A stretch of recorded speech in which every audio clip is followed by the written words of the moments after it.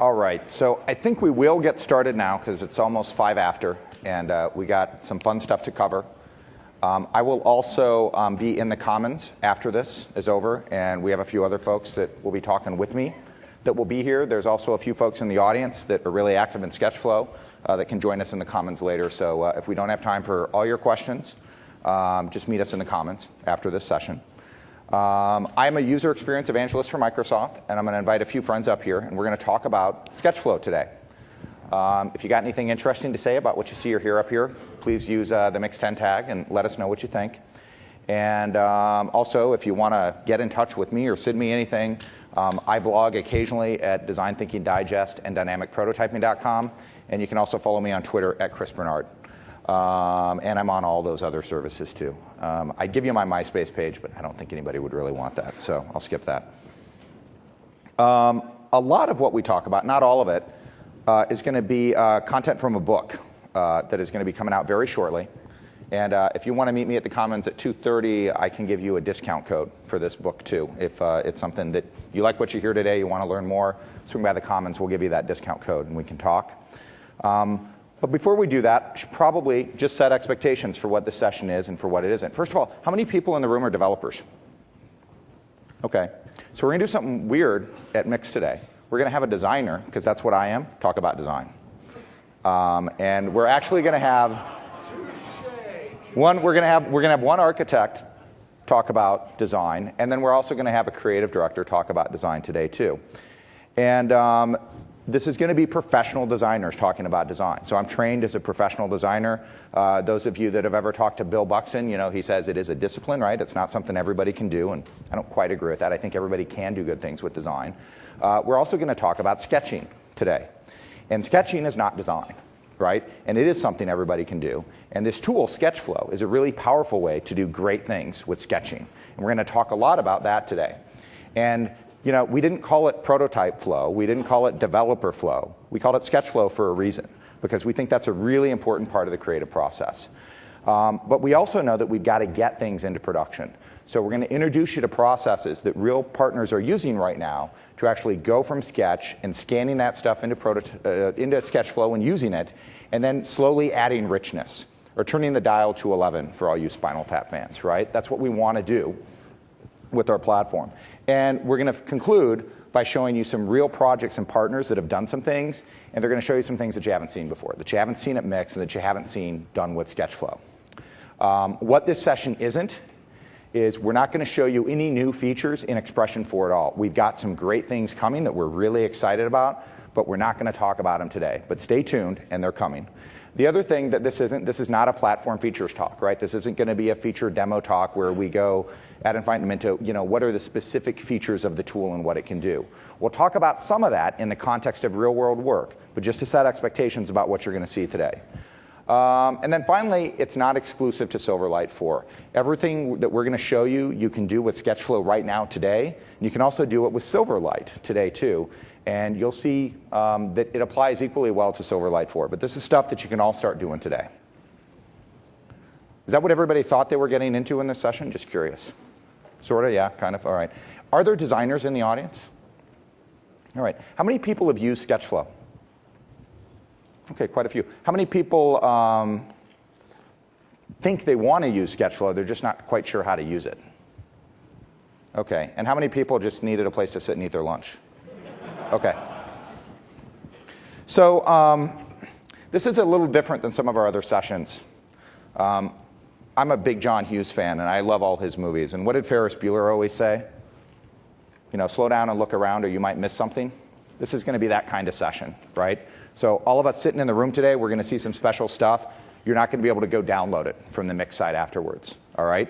Some of this stuff is stuff that partners are working on. I just want to set that expectation. One thing that we can do, though, is I do have a website at dynamicprototyping.com where I've got a little 100-page tutorial that goes in depth into some of the stuff that I'm going to show you today. So you can look at that if I go too fast and not everything makes sense. There is something that you can go grab for that. We also have another great resource that just launched this week, and that's at the bottom of the screen. It's Microsoft.com Design Toolbox. If you want to learn more about SketchFlow and how design tools, especially Microsoft's design tools and maybe other design tools you use, fit into making software, it's a fantastic resource. So you've probably been exposed to this pretty heavily at MIX, but if not, it's a great resource and a great site to go to. So first thing I want to do is talk about sketching, right? Sketching is pretty important. And to prove how important it is, we're going to take a test. Are you guys ready? I'm going to show you a sketch of something, and you got to tell me what you think it is. Are we ready? Pay attention. It's going to be fast, and it's going to be kind of hard. But you ready? All right. Okay. So has anybody ever heard of a guy named Scott McCloud and a book called Understanding Comics? How many people like comics, right? How many people thought that graphically reader, it's like, I want to get my hands on that, right? Well, comics impact us and they affect us not just because we're nerds, but because that method of communication is how our brain is hardwired to process information, right? It's why we see faces in everything, right? And it's why those simple sketches and gestures impart a lot of knowledge. And we know this in art, and we know this in a lot of creative processes and disciplines. The same thing applies to software design, right? So sometimes getting the rough edges of what something should look like and how it should work is a far better way to start a creative process. And software development is a creative process. Don't ever let anyone tell you it's different. That we can borrow some of these principles to help us be more effective. And a way that I like to think about this is, as all good artists do, which is they steal things. So how many people have ever read Bill Buxton's book, Sketching for User Experience? So this is kind of an augmented version of what he has in his book, and he talks about something called the design funnel, right? And it's kind of a variation on the iron triangle. When we make investments and we have time, the amount of effort that we should put into building things should vary over time. The closer you are to shipping something, the more polished it should be, the more refined it should be, the more money and time we should invest in something. At the beginning stages, the less time and effort we should put into things, right? Now, how many people have ever worked with innovation planning groups, or people that got to come up with 100 ideas, right? You sit down with that customer, it's like, what should we do with our website? I'll submit that it's pretty easy to come up with hundreds of great ideas for a customer, right? Or a client. It's really hard to pick the right one, right? And the way you pick the right one is you explore all those great ideas, right? Because there's a lot of great ideas. And what sketching lets you do, and what this tunnel is really about, is giving you the tools and the processes to explore as many good ideas as possible, as quickly as possible, so you can slowly narrow in on the good ideas. And if you talk about a design process, has anybody ever gotten an estimate from a designer? Well, how long will it take to give us the designs for the website? What's the usual answer? That depends. That depends. I don't know, right? And they always say, well, when will you be done? When will the comps be done to show to the customer, and when will we really know? And there's always this process in design, and we joke about it. It's called, well, this is where the miracle occurs, right? And this picture is really useful. I'm telling you where the miracle occurs, right? And I don't think anyone's ever done that before. And the miracle really occurs about halfway through this process, where you really need to switch from sketching into refining things and turning up that dial so people really understand what things should be. And SketchFlow is the tool that allows you to do that. And where SketchFlow really allows you to do that is when you start taking sketches and you start slowly replacing those ideas with real controls, with higher fidelity, right? That's where something comes to life. And that's where I, as a designer, and especially a designer that works with software, think SketchFlow is really valuable. So we're going to cover really quickly in the tool just how do you create contents with sketches, right? We're just going to show you a small example of how we do that. We'll talk a little bit about feedback. I mean, do people know, does anybody not know how feedback works in SketchFlow? Okay. You three people see me afterwards, because I won't waste everybody else's time in here. But it's a great feedback tool, and we'll talk about how important that is to the design process. We'll talk a little bit about how animation can be a great way to explore interactivity. A lot of us in the room, including a lot of my peers that I work with, say, well, I can code that really quickly. I said, yeah, but you don't need to, because I can animate it even quicker than you can code it. We'll talk about how that can help solve problems and do it quickly. We'll also talk a little bit about navigation. Do people know how easy navigation is to create in SketchFlow? Should I show that? Does anybody have a pretty good idea? We've kind of seen that. We'll talk about that a little bit. But then we'll talk about states, right? How many people have heard of the Visual State Manager? All right.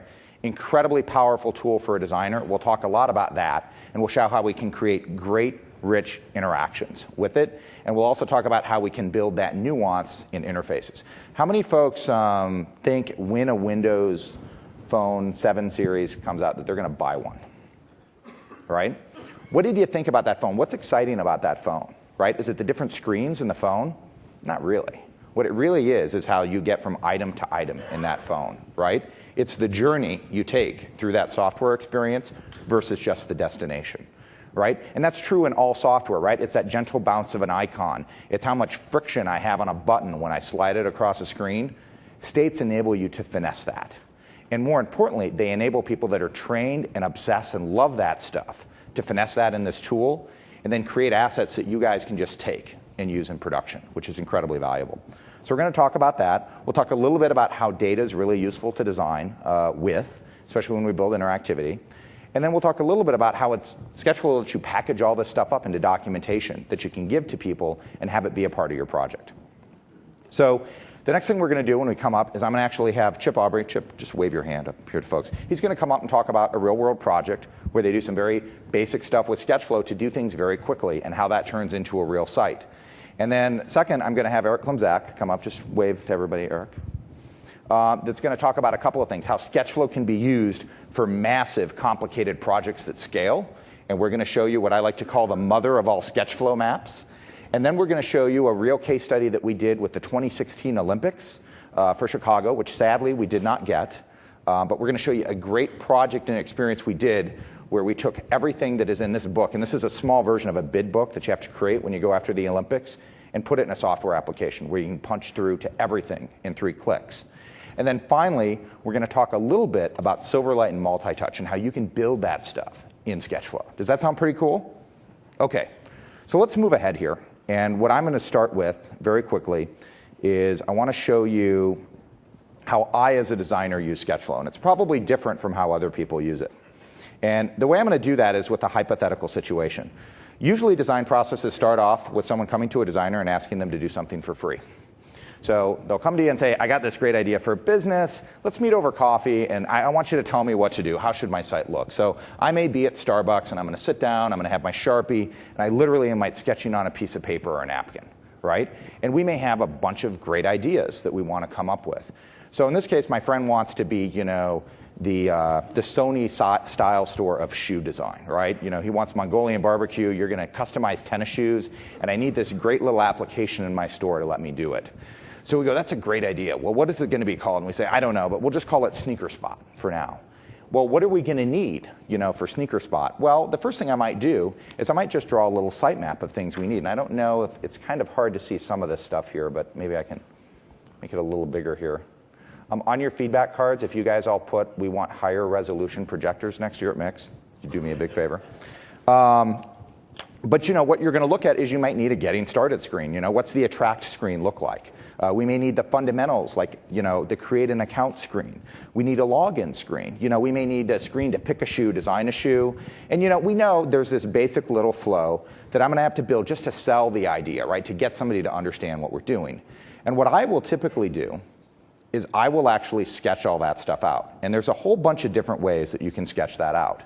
One way is I can literally just use a Sharpie or a piece of paper. The other way is I can actually go into a tablet-based computer. Does anybody here go to PDC?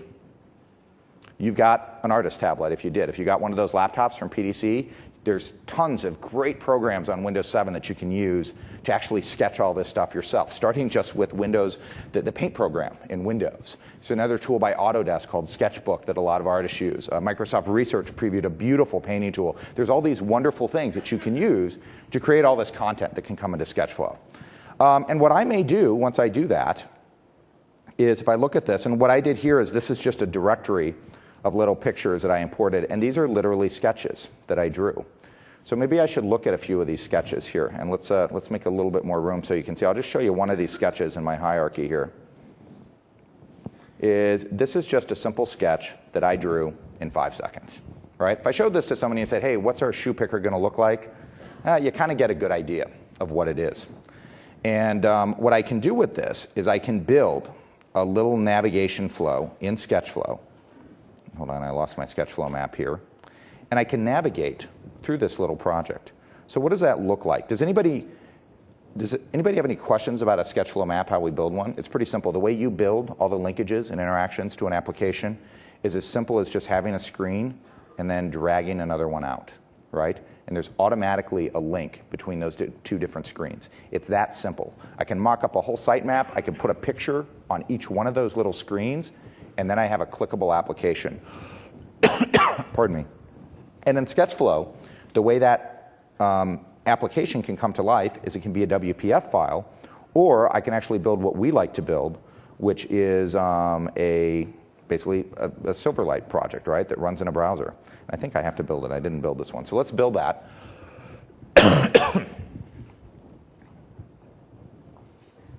And let's see where it is. There we go. And we'll see that I have my little application here. And what I can actually do with this little flow here is I have a little flow, and I created all of this in Blend, and I can navigate through my different screens. So here we see that I've got a little getting started screen kind of behind my flow. I've got a little login screen. I've got a create an account screen. I got all this great stuff that I can just navigate through. And what I can really do in as little as an hour, as quick as I can draw something, I can draw a bunch of sketches for what that application looks like. I can create a flow, and I can just drop all those pictures in here, and I can send this to somebody and say, is this what you mean? Right? And we can do that in PowerPoint, right? We can do a lot of that stuff. But what's great about this tool is then I've got a great starting point that I can refine from. Let's talk about how we can refine things over time. One of the ways that we can refine things over time is, we could send this out and we can actually get feedback on this, right? The first thing that somebody would probably say to me, especially if I did, let's go to the getting started screen here real quick, is, what's the first thing someone says to a designer when they see a comp for a web page?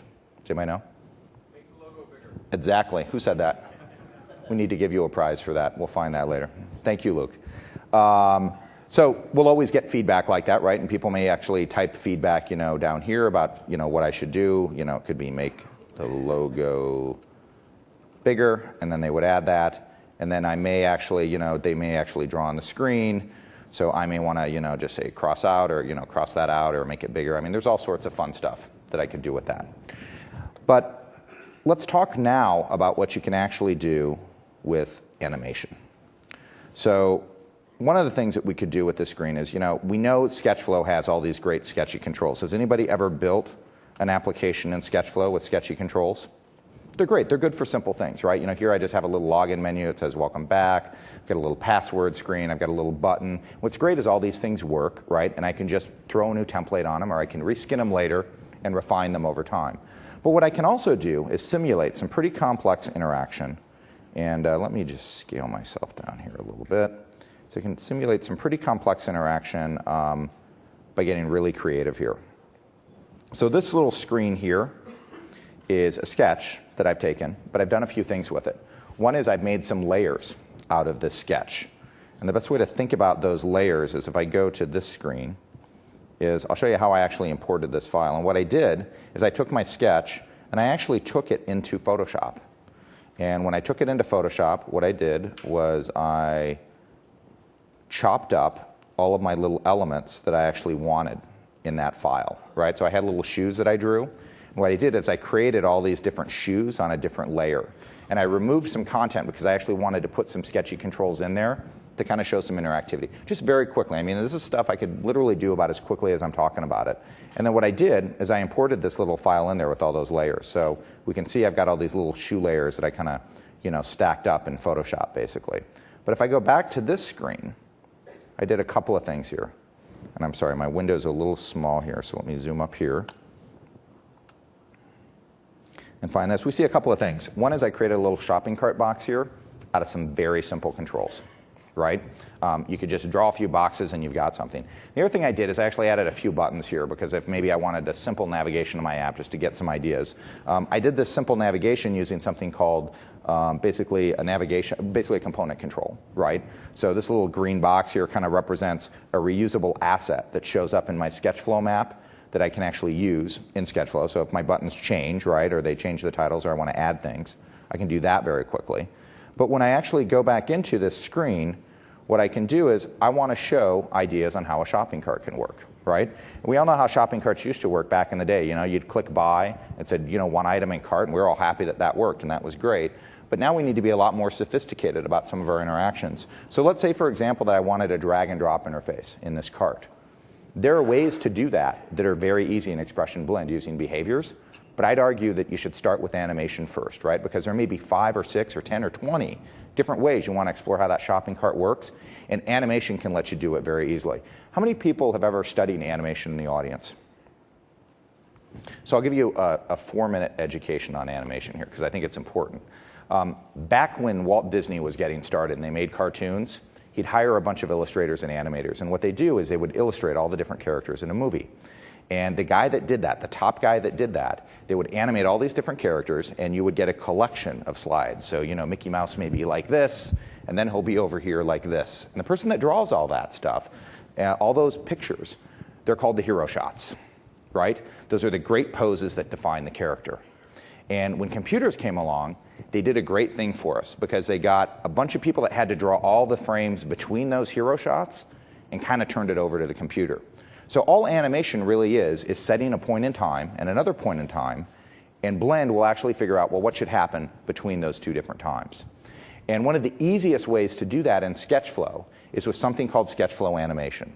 And the best way to think about SketchFlow animation is it will take anything on your screen and it will say, you can move this around, right, to demonstrate different interactivity. So for this screen right here, what I could actually do is I could actually say, well, I want to put a shoe in my cart. So I could do that. And I don't know if you can tell, but I actually put a shoe in my shopping cart, right? And it would be very easy in a wireframe. You could imagine, and you know, with the PowerPoint and the overhead, now I put a shoe in my cart, right? And people will say they get it, and things will get approved, and then will get built, and then someone will say, well, that's not how I thought it would work, right? I mean, this stuff, does this ever happen to people? Or that's not what I thought I was going to get. So that's one thing that we can do. And then we may have, okay, no, you know, push a button to keep shopping. And if I play this, you'll see that I can play this in here. You can just show that I'm dragging a cart and I just hit a button to basically show how to add something to a shopping cart. Well, just to show you how easy it is to do this, I'm going to add another frame here. And I'm adding another frame, and what I can do is I can actually take another shoe and I can actually drop that on a cart too. Now we're not going for precision here, so I'll just kind of drag that in my cart here. And when I do that and add that, I can add extra interactivity, right? Where I can just say, all right, well, show me how you add another shoe in the cart. And literally about as quick as it takes for me to talk about it, I can actually put that stuff in my file in my project and have it work.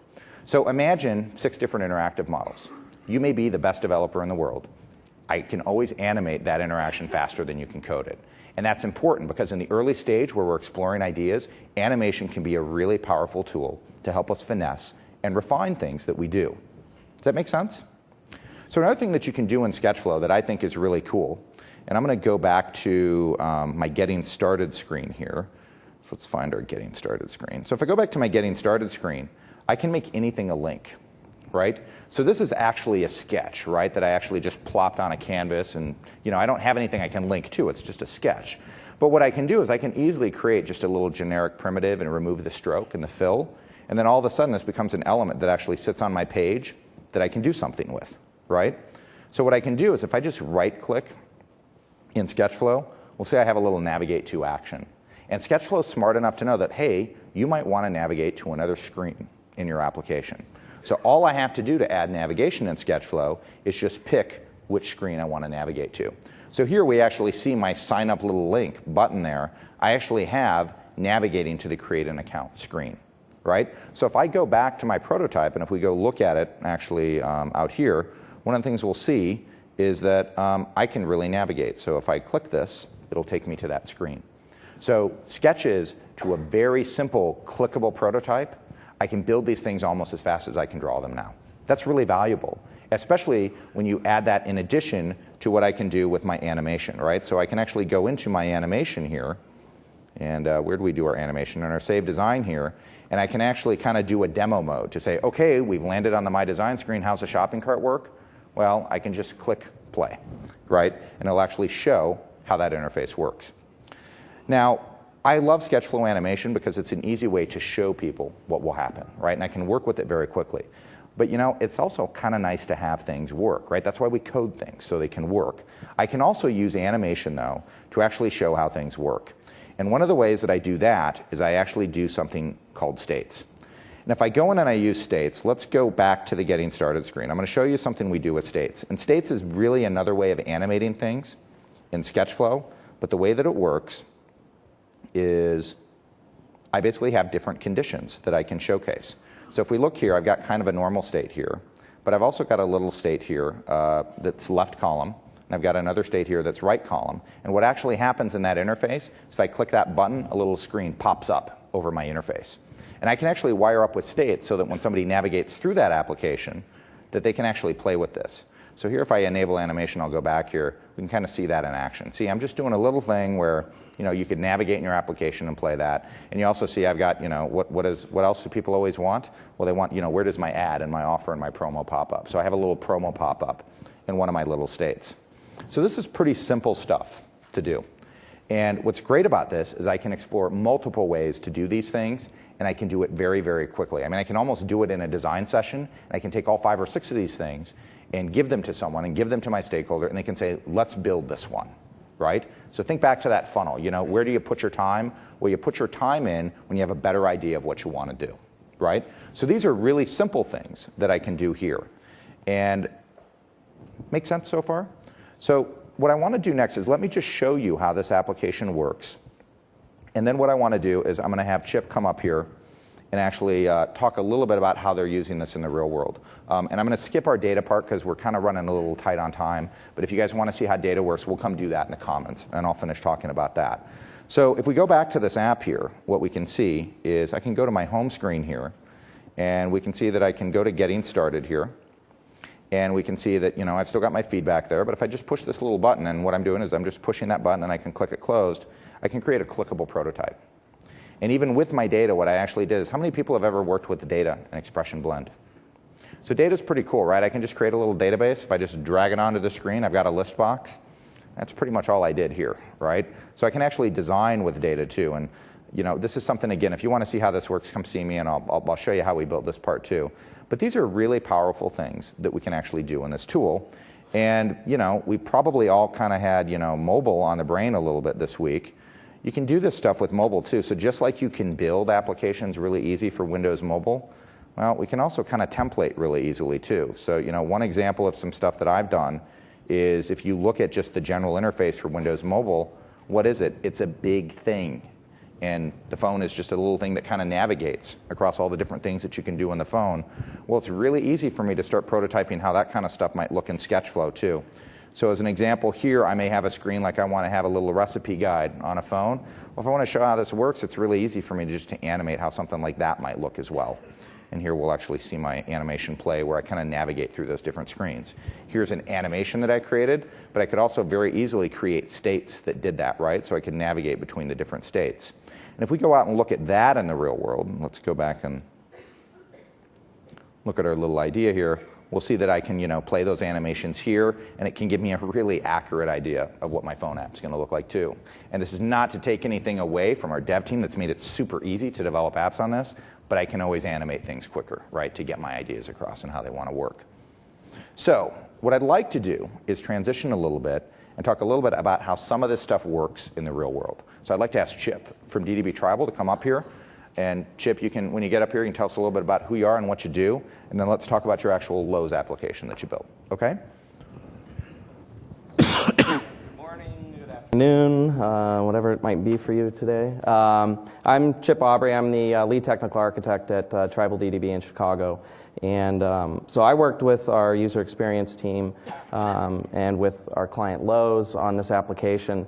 And what they asked us to do was really build a site for their Idealis brand of air purifiers. So what they asked us to do was we want, you know, a homepage, you know, that sort of highlights the products and gives us a feel for how we might navigate.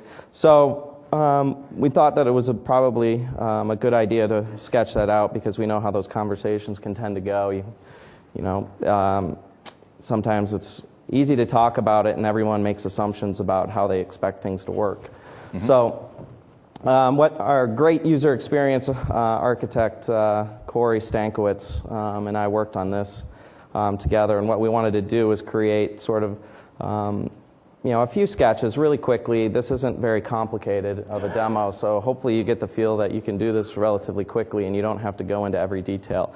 But there were certain things that the client really wanted to see. They wanted to be able to see what it meant to navigate through their products. So on the home page, and then get a feel for how you would navigate between categories and also get to a detail screen. So what we did was pretty quickly created a wireframe here that gives you the feel for the home page, gives you an idea of some context here. So the logo, navigation items, those types of things. It helps to give the real context and not just the navigation pieces that you want to demonstrate, but also give them a feel for where it's going to be on the screen. It always helps with that communication process. So what we were able to do is very quickly built this out, and let me see, Chris. Should be up there already. Just look right here. Go here. All right, so this is it compiled. And so you see we're on the home page. And one of the items that they really wanted to see was how the product carousel, and we did probably 3 or 4 of these, and this is the one they kind of locked into is what they wanted to see. And so just really quickly being able to navigate through and show how these products rotate. You don't even have to get to the sketch point where you draw out some kind of iconic vision of what the product looked like. You can just do gray boxes and they get the feel for how it's going to work. And you can navigate through. Like Chris showed earlier, you can go through and you can see, go into our category page, and then I can click into any of our given products. You give these navigation items the idea of, you can give your client the idea of how things work. And then we can go into our product and see the detail here and some quickly show how a tab might be displaying some of the different information. So we took this sketch and we were able to communicate to our client and confirm what they were communicating to us as well, and build it out. And we ended up with this site here. So you can kind of see how this breaks down into the actual design. Oh, we don't have an internet connection, so we won't go through this. Oops, sorry about that. No, that's no big deal. So Chip, I have a question for you, sure. too. Tell me what you guys did at Tribal before SketchFlow was there. How would this process work for you typically? The tools that are out there, Visio is probably the one that everyone's most familiar with. I mean, how many people use Visio to do their wireframes or templating? I mean, it's probably a pretty standard one. Mm-hmm. And that's how we would work. Okay. Basically, our IAs work in Visio. Okay. So thank you very much, Chip. Sure. Mm-hmm. So next I'd like to bring up Eric.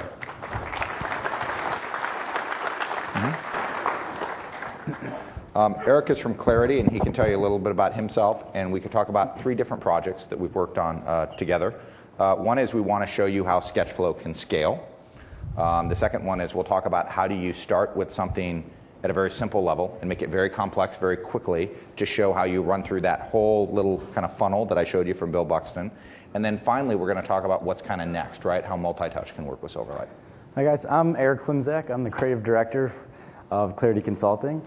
And we've been really excited about the SketchFlow product, and we've been looking for ways to make it a deliverable to a lot of our clients. I'm going to share some of that with you today. Traditionally, you're going to see a lot of the prototypes that SketchFlow is being used for are traditional website use, information architecture, all the typical things that you do in your design process. And all these demos that get shown are really pretty small for the most part, microsites, et cetera. Some of my colleagues at Clarity Consulting, they put together a massive SharePoint site, and they use SketchFlow as a way to help the developers navigate through all these different screens. And I showed this to Chris, and he said, "Oh my God, this is the mother of all SketchFlow products." And I'll just drill into the map here, and that's not even the half of it. Oh, that's the wrong one. This thing is humongous. And if you really think about using SketchFlow in the real world, a lot of times when you're talking about any type of site that's going to utilize the SharePoint technology or anything like that, ASP, you're probably going to talk about a pretty complicated website. And SketchFlow really does keep up with you if you're going on that enterprise level, scalable project like that. Also, we were able to give some of our developers cues on how these screens were going to look. And we're even able to show dynamic contents with these forms showing the different states and validation. All these things that normally we would have to do through spreadsheets and through Visio, which, and we all have used that before, it can be a nightmare. It's mind-melting to have to go through 10 different workbook sheets in Excel. So this ended up being a guide for our developers to complete this site, and it worked really, really well. And it's just a really great way to do your typical information architecture in a very visual way. So that was a ton of data and a ton of information that we were able to boil down in a massive SketchFlow project, and it worked really, really well. So that's one way we use it. That's more of a traditional way that you can use SketchFlow to replace your traditional tools like Visio and Excel to do some of these more design-related tasks, because in reality, as these technologies grow, you really don't want to use Excel and Visio because it just doesn't quite get the buy-in in your stakeholders that you need. I want to talk a little bit about what we did for the 2016 Olympic Committee.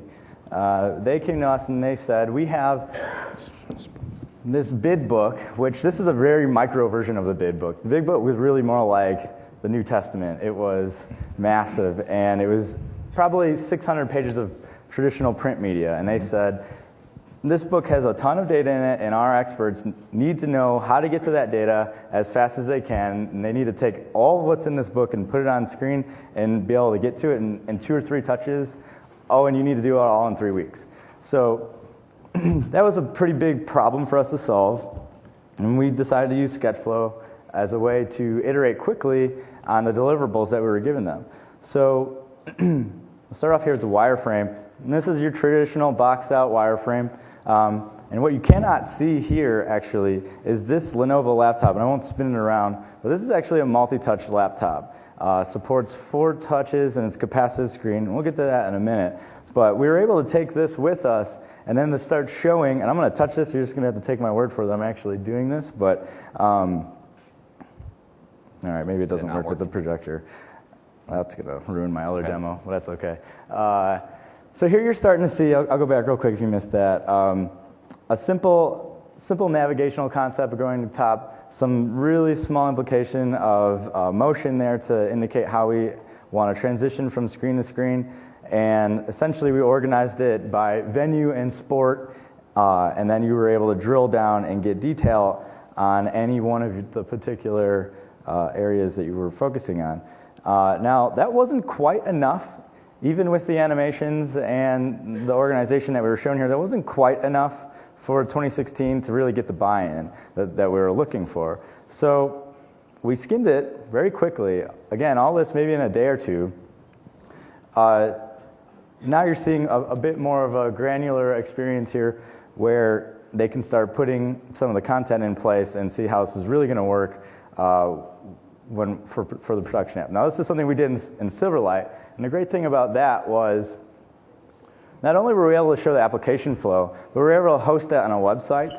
So instead of lugging around our 55-inch touchscreen every time we wanted to show it to them, we just told them to hit a URL, and they were able to click through and give us feedback really quickly.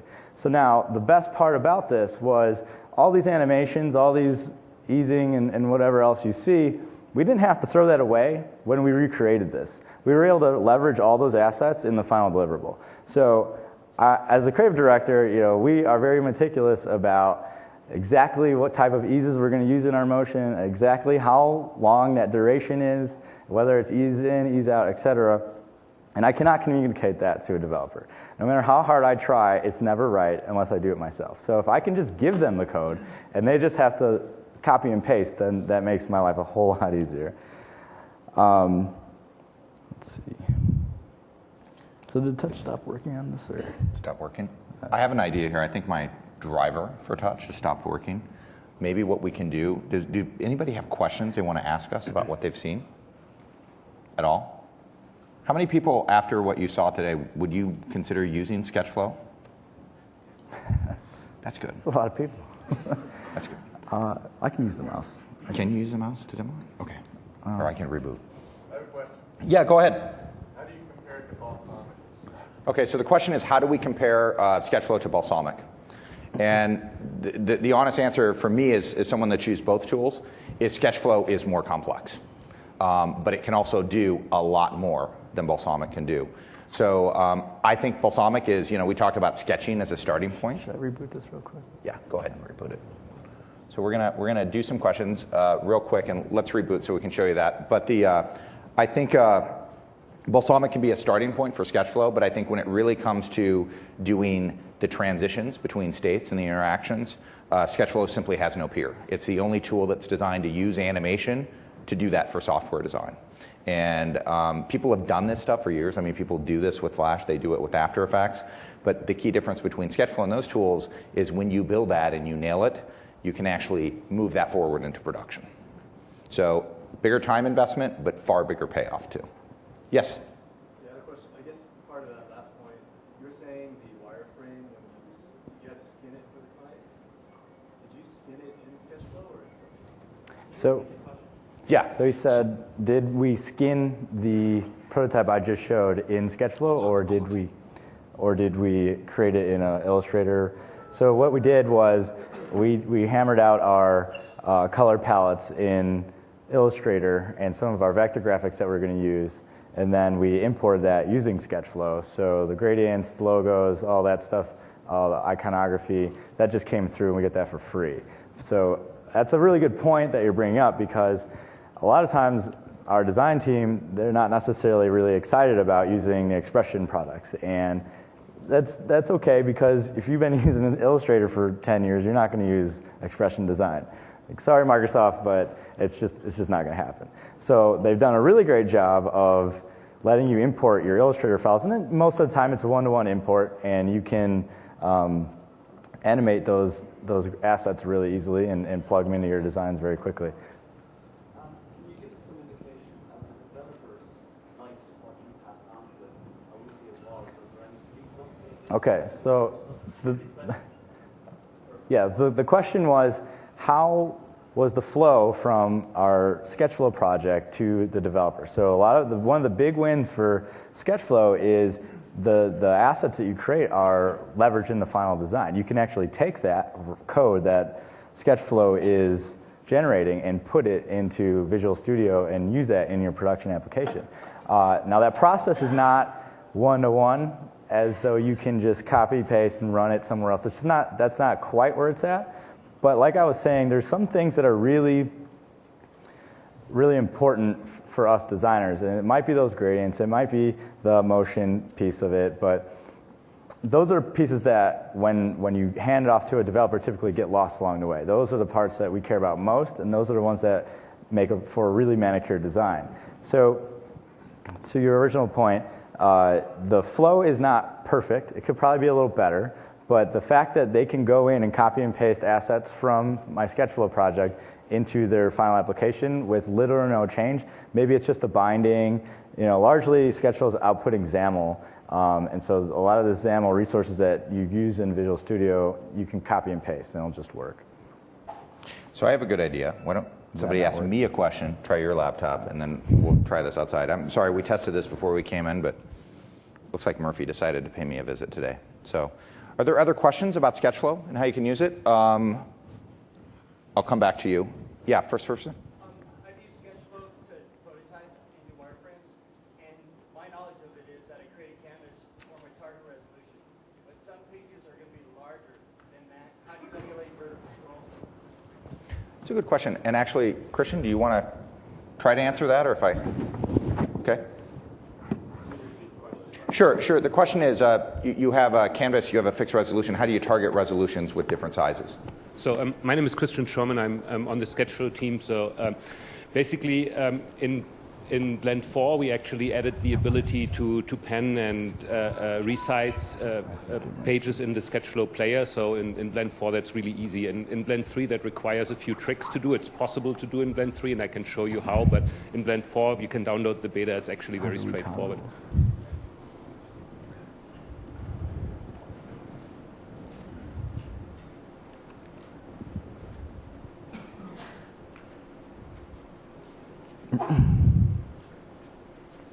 Second question? Somebody right there? No? Okay. How about over here? You had a question, sir?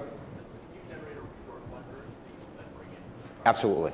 So everything that you generate in SketchFlow could be a resource library that you could export and bring into other projects. All right, this works. Okay, so we're back up, I think. So can everybody just cross fingers on one hand here? And we'll come back here and... Okay.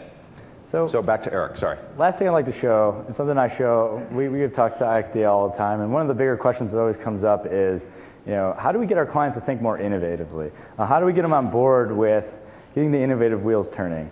And how many times it always happens through static comps when you get buy-in on your stakeholders and then you deliver an app, they said, oh, it'd be so cool if it did this and if it did that. Well, that really only happens because once it's real, all the wheels start turning. But if it's real right up front, then it's a lot easier to get some of that critical feedback that we like to leverage in the final design.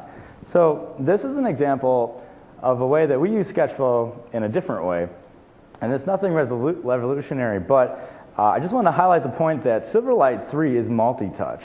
It supports touch, and if you have a touch screen, there's really no reason that you have to lug around a whole lot of equipment to your clients if they already have some of that in-house, and especially if it's a regional thing. Here we're leveraging behaviors and triggers to do multi-touch as more of an educational tool. And so you can't really see this. I'm going to be touching it here, but you'll have to take my word for it. Here's a very simple size and scale behavior. And so for people and our clients that aren't necessarily familiar with some of the trends in the NUI world, we try to educate them a little bit by doing things like this. Now, all of these gestures you're seeing, these are actually a library we got from Codeplex that you can just drop into your SketchFlow project, literally drag and drop this behavior onto an element, and then set a few parameters, and you can do the same exact thing. So here now, we're seeing more of a rotate gesture. And last but not least, if we put them all together, we have some indication of inertia, and multi-touch becomes a little more tangible for the client. So once they see things like this, and especially on a laptop in these smaller form factors, that really starts to get the wheels turning. And that's really a great way that we can use multi-touch and Silverlight and SketchFlow to kind of get that client buy-in up front. Because it's not necessarily about the accuracy and the precision as much as it is about the buy-in sometimes. So thanks for letting me share this with you guys, and hopefully there's more SketchFlow users in the future. Okay. Thank you, Eric. Thank you very much. Do I have 10 minutes or do I have 5 minutes left? 8? Okay. So we do have time for more questions here, so if there are more questions, I'd be happy to do that. I also do have a discount cards for a book. If you learn something mildly interesting here and you want to learn more, we can do that. And then also, I'd love to recommend you check out Toolbox with that URL that we talked about at the beginning of this. So I'm sorry, we had a question? Yes? Yeah, so I use SketchFlow with prototyping, but I also had a Yep. and I wanted to talk a little bit about that because the functionality seemed to be a good start, but it didn't generate references to the assets or things like that. You really need to have a functional paper spec. Has that been the version of that? I don't know what I can talk about. Okay, so paper spec. Okay. So I come back to the microphone. The question was if in the so basically SketchFlow can export Word documents from the prototypes you create, and these Word documents they basically contain all the screenshots of all the screens that you have and all the different states that you have. But the question was if the Word documents can also contain references to all assets that are being used. Did I represent the question correctly? So that currently, we don't have this ability. We have added one thing, though, in the new version of Blend, which is the ability to include all the feedback that you get from people who provide feedback into the Word documents, but there's currently no explicit referencing of assets. But that's a great suggestion. So and just to conclude on that, what we've seen a lot of people doing, and this is something that I experiment with, is when you add that functionality, there is going to be a way, if you're clever and build your workflow, that you can get maybe 70, 80% of a document generated, right? But it's not going to replace the system context diagrams and everything else that we all know and love, at least immediately. Other questions? Yes, sir. And why don't I suggest, if you have questions, why don't we go up to the 2 mics here? That might make it easier for all of us, and then we can manage things. Go ahead. Hi, Chris. So just a quick question on the multi-touch tool. Is there an inline map feature that you could tie that into? I'm sorry, say again? Is there an inline mapping feature that you could tie the multi-touch into? I'm not sure. Does anybody know the answer to that? I don't believe so, not yet. Okay. Do you mean like taking a mapping API, like a Bing Maps or something like Let's that? say an Being able to- iPhone-ish map tool that you could make with Silverlight. Yeah. I guess on the to-do list. Mhm. Yeah. And then the follow-up question, would it be on mobile? Okay. Mhm.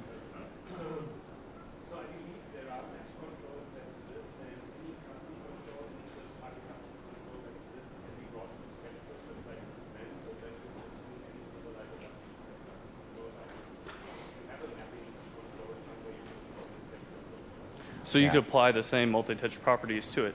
Okay. Yeah, so, Cool. so and those controls to bring mapping into Blend exist right now. The question is, are the actual touch-enabled APIs in there, or would they have to be built, basically? Okay. Good. Cool. Thanks. Any other questions? Well, class is dismissed early, I guess. Thank you so much for your time, and we really appreciate your time at MIX. I will be in the Commons for a while, so come join me if you'd like to chat.